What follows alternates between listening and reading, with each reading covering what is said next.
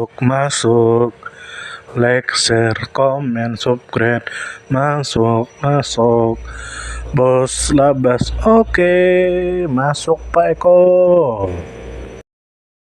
Bertemu lagi dengan kita semua.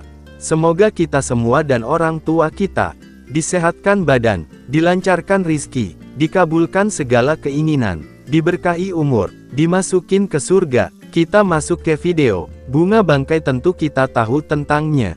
1.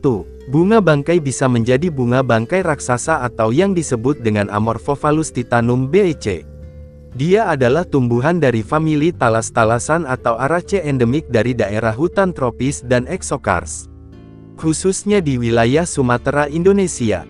2. Bunga ini dikenal sebagai tumbuhan dengan bunga majemuk terbesar di dunia, meskipun catatan menyebutkan bahwa kerabatnya. Lalu dia dapat menghasilkan bunga setinggi 5 meter.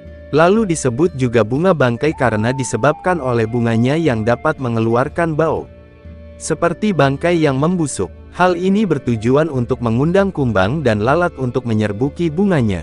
3. Tumbuhan ini memiliki dua fase dalam kehidupannya yang muncul secara bergantian, fase vegetatif dan fase generatif. Lalu pada fase vegetatif yaitu muncul daun dan batang semuanya. Tingginya dapat mencapai 6 meter. Setelah beberapa tahun maka organ vegetatif ini layu dan umbinya dorman.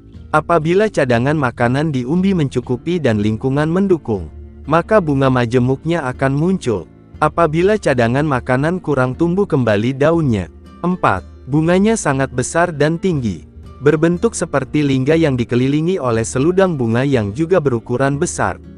Bunganya berumah satu dan protogini. Bunga betina reseptif terlebih dahulu, lalu diikuti masaknya bunga jantan, sebagai mekanisme untuk mencegah penyerbukan sendiri. 5. Bunga bangkai dalam bahasa Latin disebut Amorphophallus yang berasal dari bahasa Yunani kuno. Amorphos, yang berarti cacat dan tanpa bentuk, dan phallos yang berarti penis. Lalu terdapat 170 jenis bunga bangkai di seluruh dunia dan sekitar 25 jenis di antaranya bisa ditemui di Indonesia, yaitu 8 jenis di Sumatera, 6 di Jawa, 3 di Kalimantan dan 1 di Sulawesi. 6. Di antara ciri-ciri yang dimilikinya.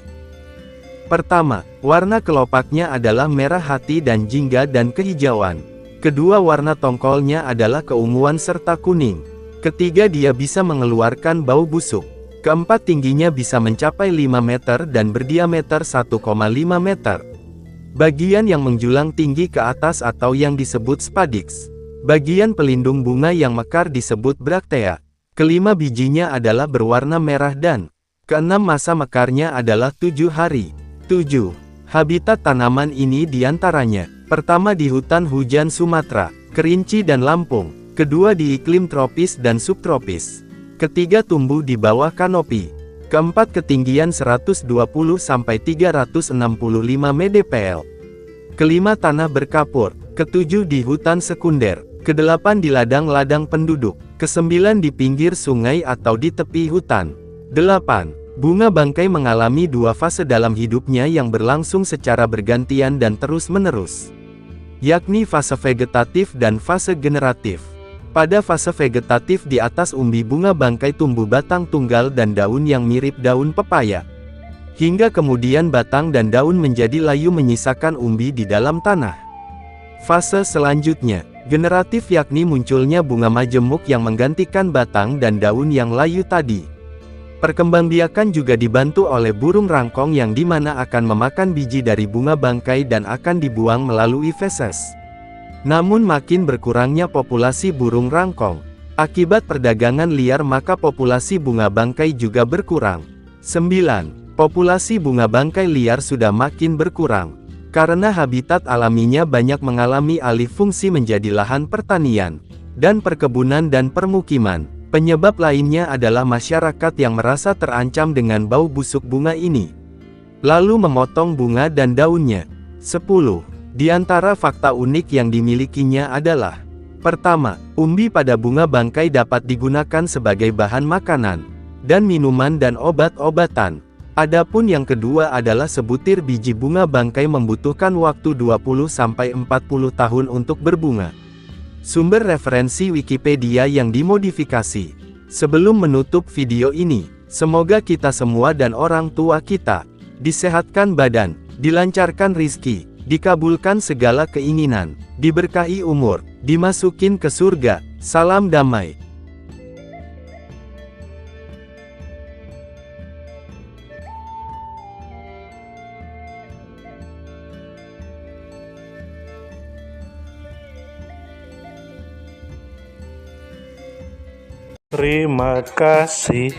Terima kasih, mampir. Terima kasih, mampir.